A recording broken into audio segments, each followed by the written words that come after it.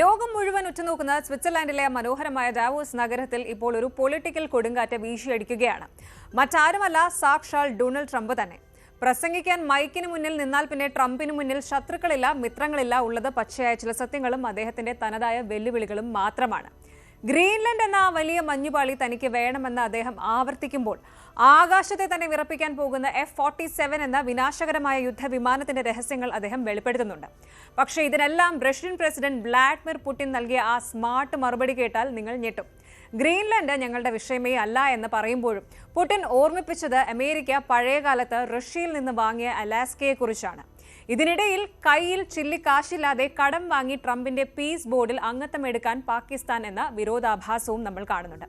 Putin ചരിത്രം പറഞ്ഞ് ട്രംപിനെ കളിയാക്കുമ്പോൾ യൂറോപ്പിനെ നോക്കി ഇതൊന്നും പഴയതുപോലെ അല്ല എന്ന് ട്രംപ് തുറന്നടിക്കുന്നു. ലോകരാഷ്ട്രീയത്തെയും സാമ്പത്തിക വ്യവസ്ഥയെയും മാറ്റിമറിക്കാൻ പോകുന്ന ആ ട്വിസ്റ്റുകൾ എന്തൊക്കെയാണ് എന്ന് നമുക്ക് വിശദമായി പരിശോധിക്കാം. വെൽക്കം ടു ലോക.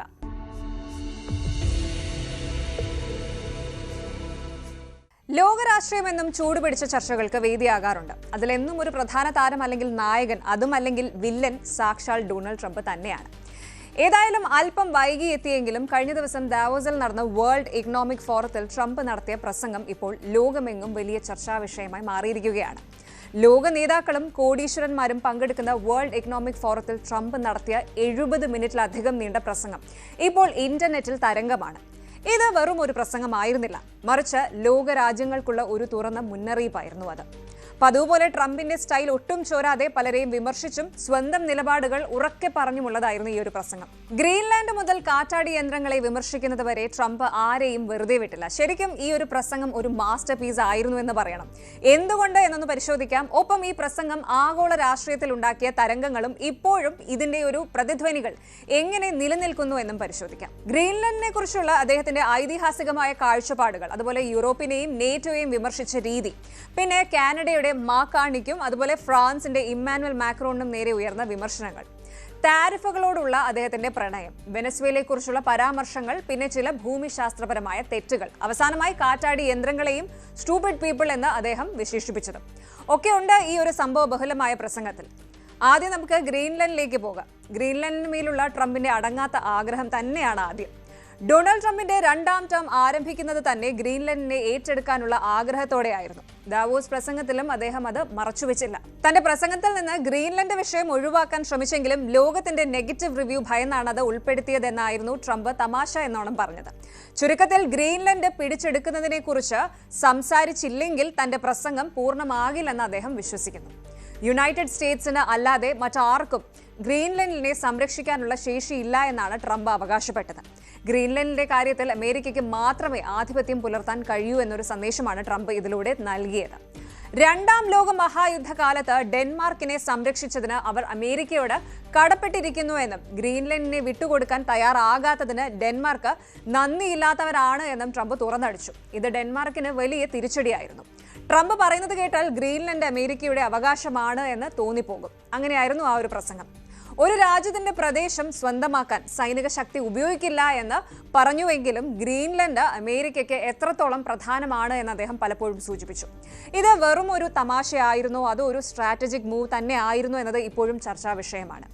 ഇനി യൂറോപ്പ്, നേറ്റോ, കാർണി, മാക്രോൺ, അങ്ങനെ ആരെയും വെറുതെ വിട്ടിട്ടില്ല ട്രംപ്. ദാവോസ് പ്രസംഗത്തിൽ ട്രംപ് ആരെയും വെറുതെ വിട്ടില്ല. യൂറോപ്പിനെയും നേറ്റോയെയും അദ്ദേഹം രൂക്ഷമായി വിമർശിച്ചു. യൂറോപ്യൻ നേതാക്കൾ കുടിയേറ്റം, സുരക്ഷ, സാമ്പത്തികം എന്നിവ കൈകാര്യം ചെയ്ത രീതിയെ അദ്ദേഹം പരിഹസിച്ചു. യൂറോപ്പിലെ പല സ്ഥലങ്ങളും ഇപ്പോൾ കണ്ടാൽ പോലും തിരിച്ചറിയാൻ പറ്റാത്ത അല്ലെങ്കിൽ കഴിയാത്ത രീതിയിലായിരിക്കുന്നു എന്ന് ട്രംപ് പരിഹസിച്ചു. യൂറോപ്പിന്റെ പഴയ പ്രതാപം നഷ്ടപ്പെട്ടുവെന്നും അവിടെ വലിയ തോതിലുള്ള മാറ്റങ്ങൾ, പ്രത്യേകിച്ച് കുടിയേറ്റം മൂലം അങ്ങനെയുള്ള മാറ്റങ്ങൾ സംഭവിച്ചു എന്നാണ് അദ്ദേഹം അർത്ഥമാക്കിയത്. അവിടെയുള്ള ഭരണാധികാരികളുടെ പരാജയമാണ് ഇതെന്നും അദ്ദേഹം പറയാതെ പറഞ്ഞു വെക്കുകയായിരുന്നു. കാനഡയുടെ മാക്കാണിക്കും ഫ്രാൻസിന്റെ ഇമ്മാനുവൽ മാക്രോണിനും നേരെയും ട്രംപിന്റെ വിമർശനങ്ങൾ ഉയർന്നിരുന്നു. ഓരോ നേതാക്കളെയും പ്രത്യേകം പേരെടുത്ത് വിമർശിക്കാൻ ട്രംപ് ഒരു മടിയും കാണിച്ചില്ല. ഇതൊരു തരത്തിൽ അദ്ദേഹത്തിന്റെ സിഗ്നേച്ചർ സ്റ്റൈൽ ആണെന്ന് വേണം പറയാൻ. അന്താരാഷ്ട്ര വേദികളിൽ പോലും വ്യക്തിഗതമായ വിമർശനങ്ങൾ ഉന്നയിക്കാൻ അദ്ദേഹത്തിന് ഒരു മടിയുമില്ല. പിന്നാലെ ട്രംപിന്റെ പ്രിയപ്പെട്ട താരിഫുകളായിരുന്നു. ട്രംപ് അധികാരത്തിൽ വന്നതിന് ശേഷം ലോകക്രമത്തെ തന്നെ മാറ്റിമറിച്ച ഒന്നാണ് ഈ താരിഫുകൾ എന്ന് പറയുന്നത്. ദാവോസ് പ്രസംഗത്തിലും അദ്ദേഹം താരിഫുകളെക്കുറിച്ച് സംസാരിച്ചിരുന്നു. താരിഫുകൾ എന്ന ആയുധം ഇല്ലായിരുന്നുവെങ്കിൽ എനിക്കിതിനൊന്നും സാധിക്കില്ലായിരുന്നു, നേടിയെടുക്കാൻ കഴിയില്ലായിരുന്നു എന്ന് അദ്ദേഹം അടിവരയിട്ട് പറഞ്ഞു. അതായത് ലോകരാജ്യങ്ങളെ ചർച്ചാമേശയിലേക്ക് എത്തിക്കാനും തന്റെ നിബന്ധനകൾ അംഗീകരിപ്പിക്കാനും ട്രംപ് ഉപയോഗിച്ച ഏറ്റവും വലിയ ടൂൾ ഈ താരിഫുകൾ തന്നെയായിരുന്നു എന്ന് ചുരുക്കം. താരിഫുകൾ ഇല്ലാത്ത ഒരു ലോകം അദ്ദേഹത്തിന് ചിന്തിക്കാൻ പോലും കഴിഞ്ഞിരുന്നില്ല. താരിഫുകൾ ഉണ്ടെങ്കിൽ മറ്റ് രാജ്യങ്ങൾ വേഗത്തിൽ കാര്യങ്ങൾ ചെയ്യുമെന്നും അദ്ദേഹം വാദിച്ചു. ഇത് ട്രംപിന്റെ മാസ്റ്റർ നെഗോസിയേഷൻ ടെക്നിക് ആണെന്ന് അദ്ദേഹം വിശ്വസിക്കുന്നു. പക്ഷേ ലോകരാജ്യങ്ങൾക്കിടയിൽ ഇത് പലപ്പോഴും ട്രേഡ് വാർസിലേക്ക് നയിച്ചു. അടുത്തത് ട്രംപും വെനസ്വേലയും.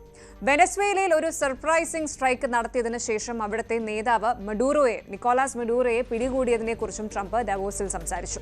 വെനസ്വേലയുടെ ഭാവിയെക്കുറിച്ചുള്ള തന്റെ കാഴ്ചപ്പാടുകളും അദ്ദേഹം പങ്കുവച്ചിരുന്നു. ഈ വിഷയത്തിൽ അമേരിക്കയുടെ ഇടപെടൽ ആഗോളതലത്തിൽ വലിയ വിമർശനങ്ങൾ ഏറ്റുവാങ്ങിയിരുന്നു. ഇനിയാണ് ഏറ്റവും പ്രധാനപ്പെട്ട ഭാഗം. ലോകമെമ്പാടും താൻ 8 യുദ്ധങ്ങൾ അവസാനിപ്പിച്ചുവെന്ന് ട്രംപ് അവകാശപ്പെടുന്നു. ഇത് വളരെ വിവാദപരമായ ഒരു വാദമാണ്. ഇന്ത്യ, പാകിസ്ഥാൻ, മറ്റു ചില യുദ്ധങ്ങൾ ഞാൻ പരിഹരിച്ചു, വ്ളാഡിമിർ പുടിൻ എന്നെ വിളിച്ചു, അർമേനിയ, അബർബജാൻ, ട്രംപ് പറഞ്ഞു. എന്നിട്ട് അബർബജാൻ എന്നല്ല അസർബൈജാൻ എന്നാണ് ആ രാജ്യത്തിന്റെ പേര് തെറ്റിപ്പറഞ്ഞത് ഒരു വലിയ തമാശയായി മാറുകയും ചെയ്തു. ഇത്തരം തെറ്റുകൾ അദ്ദേഹത്തിന്റെ പ്രസംഗത്തിൽ പലപ്പോഴും കടന്നുകൂടിയിരുന്നു. ഇത് അദ്ദേഹത്തിന്റെ സ്വാഭാവികമായ സംസാര രീതിയുടെ ഭാഗമാണോ അതോ വിവരമില്ലായ്മയാണോ എന്നുള്ള ചർച്ചകളും എന്തായാലും നടക്കുന്നുണ്ട്. ഇനി കാറ്റാടി യന്ത്രങ്ങൾ, അതായത് വിൻഡ് മിൽസ്, ഊർജം, വിഡ്ഢികളായ ആളുകൾ ഏതൊക്കെയാണ്? ഇതാണ് ഇനിയുള്ളത്. പരിസ്ഥിതി സൗഹൃദ ഊർജ്ജ നയങ്ങളെ വിമർശിക്കാൻ ട്രംപ് ദാവോസ് വേദി ഉപയോഗിച്ചു.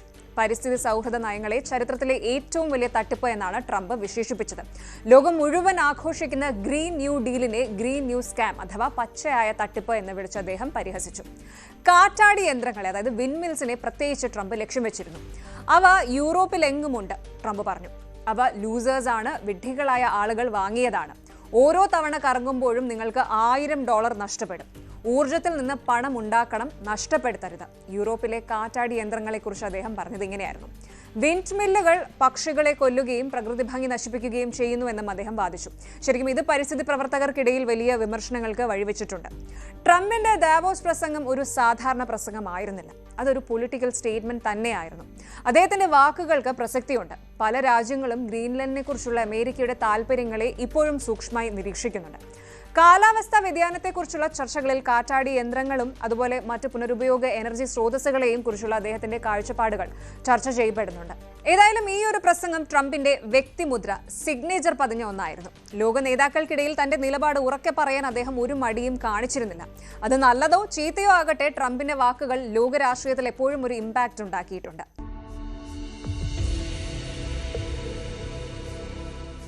ലോക ഭൂപടം മാറ്റിമറിക്കാൻ ആരെങ്കിലും ആഗ്രഹിക്കുന്നുണ്ടോ? എങ്കിൽ നമുക്ക് ഡൊണാൾഡ് ട്രംപിനോട് ചോദിക്കാം. കഴിഞ്ഞ കുറേ ദിവസങ്ങളായി വാർത്തകളിൽ നിറഞ്ഞു നിൽക്കുന്ന ഒരേയൊരു പേര് ഗ്രീൻലൻഡിന്റെയാണ്. ഡവോസിലെ വേൾഡ് ഇക്കണോമിക് ഫോറത്തിൽ ട്രംപ് നടത്തിയ ആ പ്രസംഗത്തെക്കുറിച്ച് നേരത്തെ പറഞ്ഞല്ലോ. ഗ്രീൻലൻഡ് എനിക്ക് വേണം, പക്ഷേ ഞാൻ ബലം പ്രയോഗിക്കില്ല എന്നാണ് ട്രംപ് പറയുന്നത്. എന്നാൽ ഇതിനിടയിൽ ഇതാ റഷ്യൻ പ്രസിഡന്റ് വ്ളാഡിമിർ പുടിന്റെ ഒരു കിടിലൻ എൻട്രി ഉണ്ടായിട്ടുണ്ട്. ട്രംപ് ഗ്രീൻലൻഡ് എടുക്കുന്നതൊന്നും ഞങ്ങളുടെ വിഷയമല്ല എന്നാണ് പുടിൻ പറയുന്നത്. പക്ഷെ അവിടെയും ട്വിസ്റ്റ് ഉണ്ട്. 19ാം നൂറ്റാണ്ടിൽ റഷ്യ അലാസ്കയെ അമേരിക്കയ്ക്ക് വിറ്റ കാര്യം അദ്ദേഹം ലോകത്തെ ഒന്നുകൂടി ഓർമ്മിപ്പിച്ചു. എന്താണ് ഈ ഗ്രീൻലൻഡ് പ്രേമത്തിന് പിന്നിലെ രഹസ്യം? പുടിന്റെ മറുപടിയിൽ ഒളിഞ്ഞിരിക്കുന്ന തന്ത്രം എന്താണ്? നമുക്ക് നോക്കാം. ദാവോസിൽ ട്രംപ് പറഞ്ഞത് കേട്ടാൽ തോന്നും ഗ്രീൻലൻഡ് ട്രംപിന്റെ തറവാട് സ്വത്താണെന്ന്. ഗ്രീൻലൻഡ് എന്ന ആ വലിയ മഞ്ഞുപാളി ഞാൻ ബലം പ്രയോഗിച്ച് പിടിച്ചെടുക്കില്ല എന്ന് അദ്ദേഹം പറയുന്നു. പക്ഷെ ഡെൻമാർക്ക് അമേരിക്കയുടെ നന്ദികേട് കാണിക്കുന്നു എന്നാണ് ട്രംപിന്റെ പക്ഷം. 2ാം ലോക മഹായുദ്ധത്തിൽ അവരെ സഹായിച്ചത് അമേരിക്കയാണെന്നും അതിന്റെ നന്ദിയായിട്ട് ഗ്രീൻലൻഡ് ഞങ്ങൾക്ക് നൽകണമെന്നുമാണ് അദ്ദേഹത്തിന്റെ വാദം. ട്രംപ് പറയുന്നു, അമേരിക്കയ്ക്കല്ലാതെ ഈ ലോകത്തെ മറ്റൊരു രാജ്യത്തിനും ഗ്രീൻലൻഡിന് സുരക്ഷ നൽകാൻ കഴിയില്ല എന്ന്. തന്നില്ലെങ്കിൽ റഷ്യയോ അല്ലെങ്കിൽ ചൈനയോ അത് കൊണ്ടുപോകുമെന്ന് ഒരു പേടിയും ട്രംപിനുണ്ട് എന്ന്. ഇനി ഇത്രയും കോളിളക്കമുണ്ടായ സ്ഥിതിക്ക് പുടിൻ മിണ്ടാതിരിക്കില്ലല്ലോ. റഷ്യൻ സെക്യൂരിറ്റി കൗൺസിൽ യോഗത്തിൽ പുടിൻ ഈ വിഷയത്തെക്കുറിച്ച് പ്രതികരിച്ചിട്ടുണ്ട്. ട്രംപിന്റെ ആഗ്രഹം ഞങ്ങളുടെ തലവേദനയല്ല എന്നാണ് അദ്ദേഹം പറയുന്നത്. പക്ഷെ അലാസ്കയുടെ കാര്യം അദ്ദേഹം എടുത്തു പറഞ്ഞു.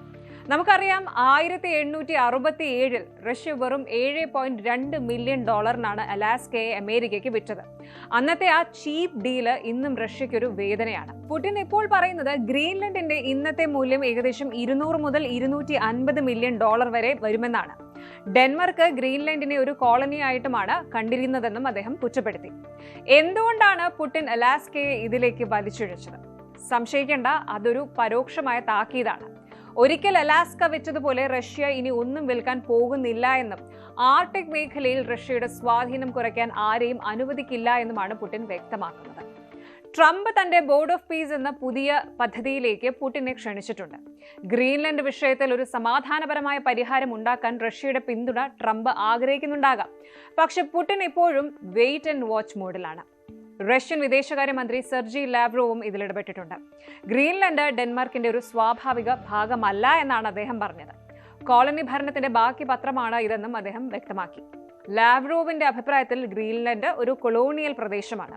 അമേരിക്കയും റഷ്യയും ആർട്ടിക്കിൽ സ്വാധീനം ഉറപ്പിക്കാൻ ശ്രമിക്കുമ്പോൾ ഗ്രീൻലൻഡിനെ ആരുടെയും കുത്തകയാക്കാൻ സമ്മതിക്കില്ല എന്ന സൂചനയാണ് റഷ്യ നൽകുന്നത്. അമേരിക്ക അവിടെ താവളം ഉറപ്പിക്കുന്നത് റഷ്യയുടെ സുരക്ഷയ്ക്ക് ഭീഷണിയാണെന്ന് അവർ ഭയപ്പെടുന്നു. അതായത് ട്രംപിന്റെയും ഡെൻമാർക്കിന്റെയും ഇടയിൽ ഒരു വിള്ളൽ വീഴ്ത്താൻ റഷ്യ ശ്രമിക്കുന്നുണ്ടോ എന്ന് സംശയിക്കേണ്ടിയിരിക്കുന്നു. സത്യത്തിൽ അമേരിക്കയും ഡെൻമാർക്കും തമ്മിലുള്ള ഈ വടംവലിയിൽ റഷ്യ ഇവിടെയും ആ വെയിറ്റ് ആൻഡ് വാച്ച് പോളിസി തന്നെയാണ് സ്വീകരിക്കുന്നത്. ഈ ഒരു തർക്കം കാരണം നേറ്റോ സഖ്യകക്ഷികൾക്കിടയിൽ ഭിന്നത ഉണ്ടാകുന്നത് റഷ്യയ്ക്ക് ഗുണകരവുമാണ്. താൻ ഗ്രീൻലൻഡ് വാങ്ങാൻ പോകുന്നത് റഷ്യയുടെയും ചൈനയുടെയും ഭീഷണി തടയാനാണ് എന്നാണ് ട്രംപ് വാദിക്കുന്നത്. എന്നാൽ ഇത് പാശ്ചാത്യ രാജ്യങ്ങളുടെ വെറും ഭാവനയാണ് എന്നാണ് റഷ്യ പരിഹസിക്കുന്നത്. തങ്ങൾക്ക് ഗ്രീൻലൻഡ് പിടിച്ചെടുക്കാൻ ഒരു പ്ലാനും ഇല്ലെന്ന് ലാവ്റോവ് വ്യക്തമാക്കിയിട്ടുണ്ട്. അങ്ങനെയാണെങ്കിലും ആർട്ടിക് മേഖലയിൽ റഷ്യ തങ്ങളുടെ സൈനിക സാന്നിധ്യം വർദ്ധിപ്പിക്കുന്നുണ്ടെന്നത് ഒരു വസ്തുതയാണ്. ഡെൻമാർക്ക് പറയുന്നത് Greenland is not for sale എന്നാണ്. എന്നാൽ ട്രംപ് പിന്മാറാൻ ഭാവമില്ല. 2026 വിഷയം വീണ്ടും ചൂടുപിടിക്കുമ്പോൾ ഇത് വെറും വാക്കുകളിൽ ഒതുങ്ങുമോ അതോ ശരിക്കും ലോക ചരിത്രത്തിലെ ഏറ്റവും വലിയ റിയൽ എസ്റ്റേറ്റ് ഡീലായി മാറുമോ എന്ന് നമുക്ക് കണ്ടറിയണം. ഇതിനിടയിൽ പുടിൻ പറഞ്ഞ ആ അലാസ്കയുടെ ഓർമ്മപ്പെടുത്തൽ അമേരിക്കയ്ക്കുള്ള ഒരു ചെറിയ വാർണിംഗ് കൂടിയാണെന്ന് രാഷ്ട്രീയ നിരീക്ഷകർ കരുതുന്നു. അപ്പോൾ ഇതൊക്കെയാണ് ഗ്രീൻലൻഡ് വിശേഷങ്ങൾ. അപ്പോൾ കാര്യങ്ങൾ ഇങ്ങനെയൊക്കെയാണ്. ഒരു വശത്ത് ട്രംപിന്റെ റിയൽ എസ്റ്റേറ്റ് ബുദ്ധിയും ആധിപത്യ മോഹവും, മറുവശത്ത് പുടിന്റെ ചരിത്രം കലർത്തിയുള്ള ഒളിയമ്പുകളും. ഗ്രീൻലൻഡ് വെറും ഒരു മഞ്ഞുപാളിയല്ല, മറിച്ച് ആധുനിക ലോകത്തെ ഏറ്റവും വലിയ നയതന്ത്ര പോരാട്ടത്തിന്റെ വേദിയാണ്. അമേരിക്ക ഗ്രീൻലൻഡ് സ്വന്തമാക്കുമോ അതോ റഷ്യയും ചൈനയും ചേർന്ന് ഇതിനെ തടയുമോ? ഡെൻമാർക്കിന്റെ അവസ്ഥ എന്താകും? കാത്തിരുന്ന് തന്നെ കാണണം.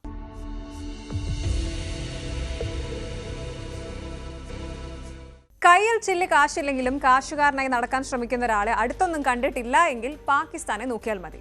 രാജ്യം വലിയൊരു സാമ്പത്തിക തകർച്ചയിലാണ്. ഒരു വശത്ത് UAEയോടും IMFനോടും കടം ചോദിച്ചു നടക്കുന്നു.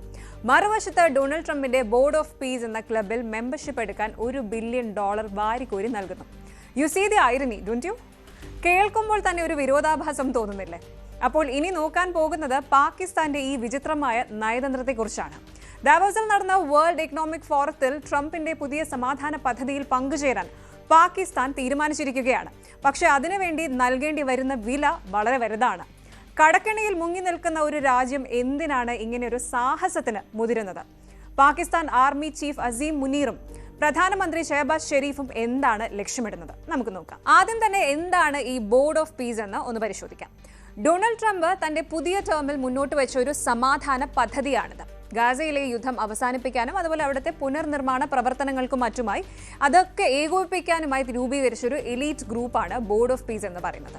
ലോകത്തിലെ പ്രധാനപ്പെട്ട 8 ഇസ്ലാമിക രാജ്യങ്ങളെയാണ് ഇതിലേക്ക് ക്ഷണിച്ചിരിക്കുന്നത്. അതിലൊന്നായി ഇപ്പോൾ പാകിസ്ഥാനും മാറിയിരിക്കുന്നു. ഈ ബോർഡിൽ ഒരു സീറ്റ് കിട്ടണമെങ്കിൽ പാകിസ്ഥാൻ നൽകേണ്ടത് $1 ബില്യൺ ആണ്. അതായത് ഏകദേശം 8300 കോടിയിലധികം ഇന്ത്യൻ രൂപ. ഗാസയിലെ ജനങ്ങളെ സഹായിക്കാനും സമാധാനം കൊണ്ടുവരാനുമാണ് ഈ പണം എന്നാണ് പാകിസ്ഥാൻ വിദേശകാര്യമന്ത്രി ഇഷാദ് ദാർ പറയുന്നത്. ശാശ്വതമായ വെടിനിർത്തലിന് ഈ ബോർഡ് സഹായിക്കുമെന്ന് ഞങ്ങൾ പ്രതീക്ഷിക്കുന്നു എന്നാണ് അദ്ദേഹത്തിന്റെ വാദം. ഇവിടെയാണ് കഥയിലെ വമ്പൻ ട്വിസ്റ്റ് വരുന്നത്. ഈ $1 ബില്യൺ ഇല്ലേ, ഇത് നൽകാൻ സമ്മതിക്കുമ്പോഴും പാകിസ്ഥാൻ UAEയോട് ചോദിക്കുന്നത് $2.2 ബില്യൺ സഹായമാണ്. അതായത് ഒരിടത്ത് നിന്ന് കടം വാങ്ങി മറ്റൊരിടത്ത് ഡൊണേഷൻ നൽകുന്ന അവസ്ഥ. പാകിസ്ഥാന്റെ വിദേശ നാണ്യ കരുതൽ ശേഖരം വളരെ താഴ്ന്ന നിലയിലാണ്. എന്നിട്ടും ട്രംപിന്റെ ഗുഡ് ബുക്കിൽ വരാൻ വേണ്ടി പാകിസ്ഥാൻ ഈ റിസ്ക് എടുക്കുകയാണ് എന്ന് ചുരുക്കം. പലരും ചോദിക്കുന്നത് ഇതാണ്: സ്വന്തം നാട്ടിലെ ജനങ്ങൾക്ക് ആഹാരം നൽകാൻ പണമില്ലാത്തപ്പോഴാണോ നിങ്ങൾ ആഗോള സമാധാനം സ്ഥാപിക്കാൻ പണം ചെലവാക്കുന്നത്? പാകിസ്ഥാൻ ഇപ്പോൾ വലിയൊരു ഡെറ്റ് ട്രാപ്പിലാണ്. IMF-ൽ നിന്ന് അടുത്ത ഗഡു വായ്പ കിട്ടാൻ വേണ്ടി ജനങ്ങൾക്ക് മേൽ കടുത്ത നികുതികൾ ചുമത്തുന്നതിനിടയിലാണ് ഈ $1 ബില്യൺ പ്രഖ്യാപനം വരുന്നത്. ദാവോസിൽ നടന്ന വേൾഡ് എക്കണോമിക് ഫോറത്തിൽ Pakistan army chief field marshal Asim Munir നേരിട്ടാണ് പങ്കെടുത്തത്. പ്രധാനമന്ത്രി ഷെഹബാസ് ഷെരീഫും അദ്ദേഹത്തോടൊപ്പം ഉണ്ടായിരുന്നു. അവിടെ വെച്ച് അവർ ട്രംപിനെ നേരിട്ട് കാണുമെന്നാണ് റിപ്പോർട്ടുകൾ. സാധാരണ ഒരു ജനാധിപത്യ രാജ്യത്തെ പ്രധാനമന്ത്രിയാണ് ഇത്തരം കാര്യങ്ങൾ തീരുമാനിക്കേണ്ടത്. എന്നാൽ പാകിസ്ഥാനിൽ ആർമി ചീഫിന്റെ സാന്നിധ്യം സൂചിപ്പിക്കുന്നത് ഈ തീരുമാനങ്ങളെല്ലാം എടുക്കുന്നത് സൈന്യമാണ് എന്നാണ്. അമേരിക്കയുടെ പുതിയ ഭരണകൂടവുമായി നല്ല ബന്ധം സ്ഥാപിച്ചാൽ മാത്രമേ പാകിസ്ഥാൻ അന്താരാഷ്ട്ര തലത്തിൽ പിടിച്ചു നിൽക്കാൻ കഴിയൂ എന്ന് സൈന്യത്തിന് നന്നായിട്ട് അറിയാം. അപ്പോൾ അടുത്ത ഒരു സംശയം അല്ലെങ്കിൽ ചോദ്യം ഇതാണ്: ഈ ഒരു നീക്കം നയതന്ത്രമാണോ അതോ വെറും നാണക്കേട് ഭയന്നിട്ടാണോ എന്നുള്ളത്. പാകിസ്ഥാന്റെ ഈ ഒരു നീക്കം വെറും ഒരു സമാധാന മോഹമല്ല, മറിച്ച് ഒരു സർവൈവിംഗ് സ്ട്രാറ്റജിയാണ്. അതിനും കാരണങ്ങൾ പലതാണ്. ഒന്നാമതായി അമേരിക്കയുടെ പിന്തുണ. ട്രംപിന്റെ പദ്ധതിയിൽ പങ്കാളിയാകുന്നതിലൂടെ വൈറ്റ് ഹൗസിന്റെ ശ്രദ്ധ പിടിച്ചുപറ്റാം. രണ്ടാമത്തേത് ഇസ്ലാമിക ലോകത്തെ സ്ഥാനമാണ്. അതായത് പ്രധാന ഇസ്ലാമിക രാജ്യങ്ങളുടെ കൂടെ നിൽക്കുന്നത് തങ്ങളുടെ പ്രതിച്ഛായ വർദ്ധിപ്പിക്കുമെന്ന് അവർ കരുതുന്നുണ്ട്. മൂന്നാമത്തേത് സാമ്പത്തിക ഇളവുകൾ. ട്രംപിനെ പ്രീണിപ്പിച്ചാൽ IMF വായ്പകൾ വേഗത്തിൽ കിട്ടാൻ അമേരിക്ക സഹായിച്ചേക്കും. എന്തുതന്നെ ആയാലും ജനങ്ങൾക്കിടയിൽ വലിയ പ്രതിഷേധമുണ്ട്. നമുക്ക് ഗോതമ്പ് വാങ്ങാൻ പണമില്ല, അപ്പോഴാണ് ട്രംപിന് പണം നൽകുന്നത് എന്നാണ് സോഷ്യൽ മീഡിയയിൽ പാകിസ്ഥാനികൾ പറയുന്നത്. പാകിസ്ഥാന്റെ കയ്യിൽ ഇപ്പോൾ ശരിക്കും പണമില്ല എന്നതാണ് വാസ്തവം. UAE-ൽ നിന്ന് ലഭിക്കുന്ന $2.2 ബില്യൺ സഹായത്തിൽ പകുതിയും ഇങ്ങോട്ടേക്ക് തന്നെ പോകേണ്ടി വരും. എന്തായാലും ദാവോസിൽ നിന്ന് ലഭിക്കുന്ന ലേറ്റസ്റ്റ് വിവരങ്ങൾ അനുസരിച്ച് ട്രംപിന്റെ ടീം പാകിസ്ഥാന്റെ ഈ ഒരു വരവിനെ സ്വാഗതം ചെയ്തിട്ടുണ്ട്. എന്നാൽ ഈ $1 ബില്യൺ എങ്ങനെ കണ്ടെത്തുമെന്ന കാര്യത്തിൽ പാകിസ്ഥാൻ ഇപ്പോഴും ഇരുട്ടിൽ തപ്പുകയാണ്. ഇതിനിടയിൽ ചൈനയുടെ കടം തിരിച്ചടയ്ക്കാനുള്ള സമ്മർദ്ദവും പാകിസ്ഥാന് മേലുണ്ട്. ശരിക്കും പറഞ്ഞാൽ ചെകുത്താനും കടലിനും ഇടയിൽപ്പെട്ട അവസ്ഥയിലാണ് ഇസ്ലാമാബാദ്. അപ്പോൾ പാകിസ്ഥാന്റെ ഈ സമാധാന മെമ്പർ ആകാനുള്ള പ്ലാൻ ലോകരാഷ്ട്രീയത്തിൽ വലിയൊരു ചർച്ചാ വിഷയമായി മാറിയിരിക്കുകയാണ്. സ്വന്തം വീട് കത്തുമ്പോൾ അയൽക്കാരന്റെ വീട് പണിയാൻ പണം നൽകുന്ന ഈ ഒരു രീതി പാകിസ്ഥാനെ എവിടെ എത്തിക്കുമെന്ന് നമുക്ക് കാത്തിരുന്ന് കാണാം. ട്രംപിനെ പ്രീണിപ്പിച്ച് സാമ്പത്തിക രക്ഷപ്പെടൽ നടത്താമെന്ന പാകിസ്ഥാന്റെ കണക്കുകൂട്ടൽ ശരിയാകുമോ അതോ ഇത് മറ്റൊരു സാമ്പത്തിക ആത്മഹത്യയായി മാറുമോ എന്നൊക്കെ കണ്ടറിയണം.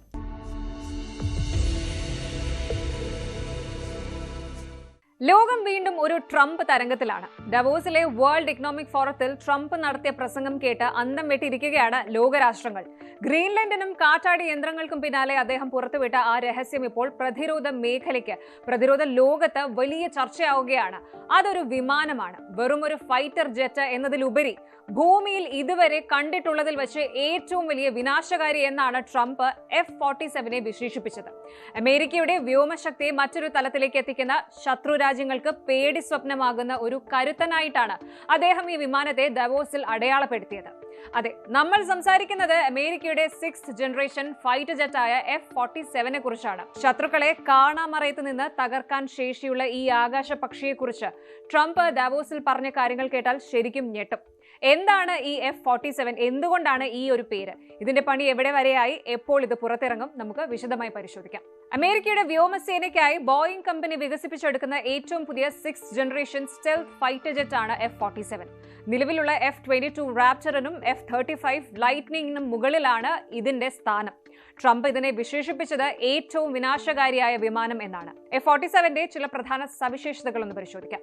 ആദ്യം തന്നെ ഇതിന്റെ സ്റ്റെൽത്ത് ടെക്നോളജിയാണ്. റഡാറുകളുടെ കണ്ണിൽപ്പെടാതെ പറക്കാൻ നിലവിലുള്ള വിമാനങ്ങളെക്കാൾ 10 ഇരട്ടി ശേഷിയാണ് ഇതിനുള്ളത്. അടുത്തത് AI വിങ്മെൻ ആണ്. വിമാനത്തിലെ പൈലറ്റിന് സഹായമായി ആർട്ടിഫിഷ്യൽ ഇന്റലിജൻസ് നിയന്ത്രിക്കുന്ന ഡ്രോൺ കൂട്ടങ്ങൾ കൂടെ ഉണ്ടാകും. ഇനി മാക് 2+ സ്പീഡാണ്. ശബ്ദത്തെക്കാൾ ഇരട്ടി വേഗതയിൽ പറക്കാൻ ഈ വിമാനത്തിന് സാധിക്കും. ഇനി കോമ്പാക്ട് റേഡിയസ് ആണ്. ഇന്ധനം നിറയ്ക്കാതെ തന്നെ 1000-ലധികം നോട്ടിക്കൽ മൈൽ ദൂരത്തേക്ക് പറന്ന് ആക്രമണം നടത്താൻ ഇതിന് ശേഷിയുണ്ട്. ശരിക്കും ഈ വിമാനത്തിന്റെ പേരിന് പിന്നിൽ കൗതുകരമായ ചില കാരണങ്ങളുണ്ട്. ട്രംപ് തന്നെ ഇതിനെക്കുറിച്ച് ഡാവോസിൽ സൂചിപ്പിക്കുകയും ചെയ്തിരുന്നു. ആദ്യ കാരണം എന്ന് പറയുന്നത് ഡൊണാൾഡ് ട്രംപ് അമേരിക്കയുടെ 47ാം പ്രസിഡന്റ് ആണ്. ആ നമ്പറിനോടുള്ള അദ്ദേഹത്തിന്റെ ഇഷ്ടമാണ് വിമാനത്തിന് ഈ പേര് വരാൻ ഒരു കാരണം. ഇനി ഒരു ചരിത്രപരമായ ഓർമ്മയുണ്ട് ഇതിന്. 2ാം ലോക മഹായുദ്ധ കാലത്തെ കരുത്തുറ്റ വിമാനമായിരുന്ന P-47 തണ്ടർബോൾട്ടിനോടുള്ള ആദരസൂചകമായി കൂടിയാണ് ഈ ഒരു പേര് തിരഞ്ഞെടുത്തത്. പിന്നെ എയർഫോഴ്സ് ജന്മവർഷമാണ്, അതായത് അമേരിക്കൻ വ്യോമസേന സ്വതന്ത്രമായ വർഷം 1947 ആ ചരിത്ര നിമിഷത്തെയും ആ പേര് പ്രതിനിധീകരിക്കുന്നു. ഈ സംഭവബഹുലമായ യുദ്ധവിമാനത്തെക്കുറിച്ച് ട്രംപ് വിവരിക്കുന്നതിനിടയിലും അദ്ദേഹം തന്റെ ഒരു പ്രത്യേക സ്വഭാവം പുറത്തെടുത്തിരുന്നു.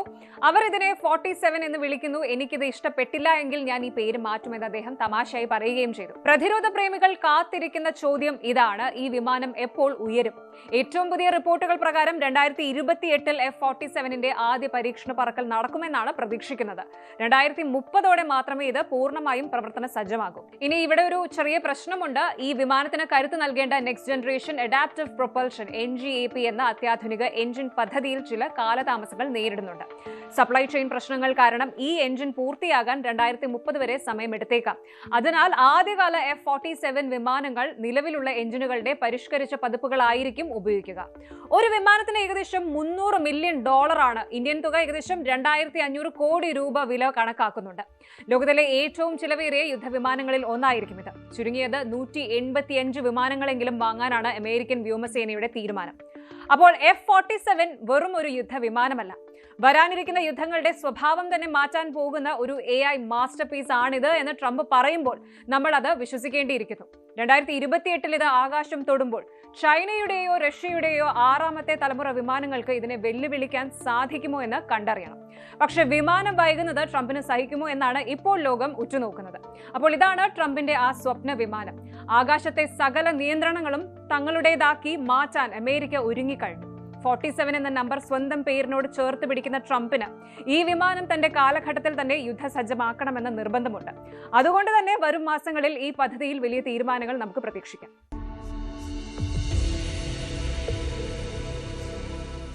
ഇനി GCC മേഖലയിലെ ചില സുപ്രധാന വാർത്തകൾ പരിശോധിക്കാം.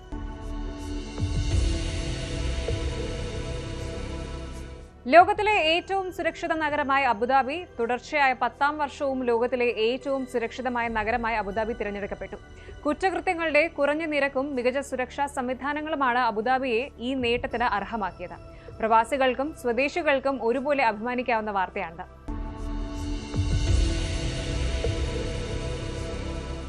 ഖത്തർ മിഡിൽ ഈസ്റ്റിലെ ഏറ്റവും സമാധാനമുള്ള രാജ്യം.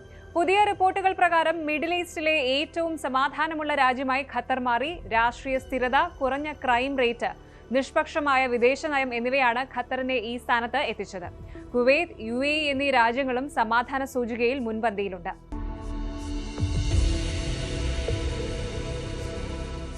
ഖത്തർ പൂരം 2026 പ്രഖ്യാപിച്ചു. ഖത്തറിലെ മലയാളി സമൂഹത്തിന്റെ ഏറ്റവും വലിയ ആഘോഷമായ ഖത്തർ പൂരം 2026 ജനുവരി 30 ദോഹയിലെ ഐഡിയൽ ഇന്ത്യൻ സ്കൂളിൽ നടക്കും.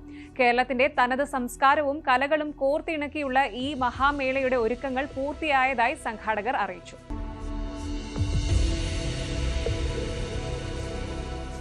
പ്രതിരോധ മേഖലയിൽ UAEയുടെ വൻ നിക്ഷേപം. അബുദാബിയിൽ നടക്കുന്ന യുമെക്സ് സിംടെക്സ് 2026 പ്രദർശനത്തിന്റെ 2ാം ദിനത്തിൽ 2.3 ബില്യൺ ദിർഹത്തിന്റെ പ്രതിരോധ കരാറുകളിൽ UAE ഒപ്പുവച്ചു.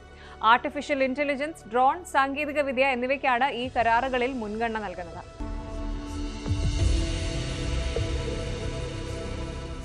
ഖത്തർ ഇൻവെസ്റ്റ്മെന്റ് അതോറിറ്റിയും ഗോൾഡ്മാൻ സാക്കും തമ്മിൽ ധാരണ.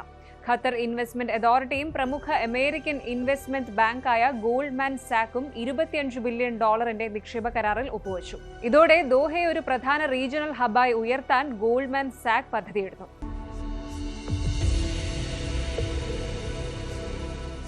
ഗൾഫ് രാജ്യങ്ങളിൽ ബോർഡർ 2 സിനിമയ്ക്ക് വിലക്ക്. സണ്ണി ഡിയോൾ നായകനായ ബോളിവുഡ് ചിത്രം ബോർഡർ 2 ഗൾഫ് രാജ്യങ്ങളിൽ റിലീസ് ചെയ്യില്ലെന്ന് റിപ്പോർട്ടുകൾ. ചിത്രത്തിലെ ചില ഉള്ളടക്കങ്ങൾ ഗൾഫ് രാജ്യങ്ങളുടെ സെൻസർ നയത്തിന് വിരുദ്ധമായതിനാലാണ് UAE, സൗദി അറേബ്യ ഉൾപ്പെടെയുള്ള രാജ്യങ്ങൾ ഇതിന് അനുമതി നൽകാത്തത്.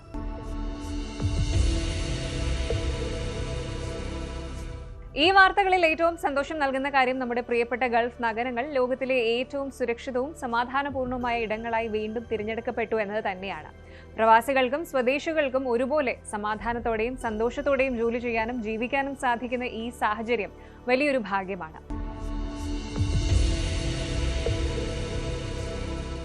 അപ്പോൾ ഇതായിരുന്നു ഡാവോസിൽ അരങ്ങേറിയ ട്രംപ് തരംഗങ്ങൾ. ട്രംപിന്റെ വാക്കുകളിൽ ചിലപ്പോൾ പരിഹാസമുണ്ടാകാം, പുടിന്റെ മറുപടിയിൽ കൗശലവും ഉണ്ടാകാം. പക്ഷേ ഈ വാക്പോരുകൾക്ക് പിന്നിൽ ലോകത്തെ ഒന്നാമത്തെ ശക്തിയായി തുടരാനുള്ള അമേരിക്കയുടെ വലിയ പ്ലാനുകളും അത് തടയാനുള്ള റഷ്യയുടെ തന്ത്രങ്ങളുമുണ്ട്. ലോകം മാറുകയാണ്, നയതന്ത്രങ്ങൾ മാറുകയാണ്. പഴയ ശത്രുക്കൾ മാറി പുതിയ സഖ്യങ്ങൾ രൂപപ്പെടുമ്പോൾ ഇന്ത്യയെ പോലുള്ള വളർന്നു വരുന്ന രാജ്യങ്ങൾക്ക് ഈ മാറ്റങ്ങൾ വലിയ അവസരങ്ങളാണ് നൽകുന്നത്. സമാധാനത്തിന് വേണ്ടി കൈകോർക്കാനും അതേസമയം സ്വന്തം സുരക്ഷ ഉറപ്പാക്കാനും ഓരോ രാജ്യവും നടത്തുന്ന ഈ പോരാട്ടം ലോകത്തിന് ഗുണകരമാകുമെന്ന് പ്രത്യാശിക്കാം. Good night.